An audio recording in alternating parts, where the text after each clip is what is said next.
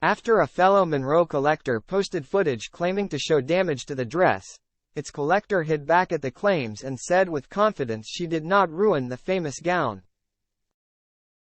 Kim Kardashian did not damage Marilyn Monroe's iconic dress when she wore it to the Met Gala, the collector who loaned her the gown has said. The reality TV star made waves when she appeared at the glitzy fundraiser wearing the actual dress worn by Monroe during her famous 1962 performance of Happy Birthday to U.S. President John F. Kennedy. However, the decision has since been criticized, including by a fellow Monroe collector who posted photos online appearing to show damage to the dress, which has since been returned to Ripley's Believe It or Not. Scott Fortner called the decision to loan out the item irresponsible, but Ripley's has now hit back, and said one thing it can say with confidence is that Kardashian did not cause damage to Marilyn Monroe's famed Happy Birthday dress from 1962. Kardashian wore the dress for a short amount of time on the red carpet, before changing into a replica.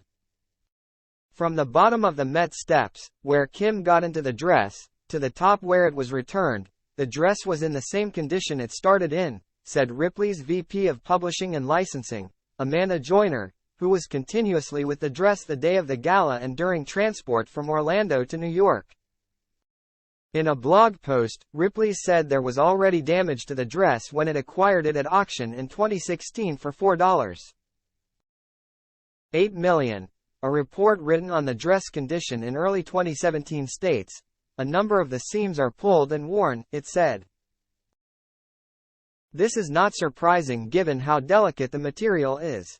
There is puckering at the back by the hooks and eyes, among other instances of damage. It said Kardashian wearing the dress had sparked a conversation.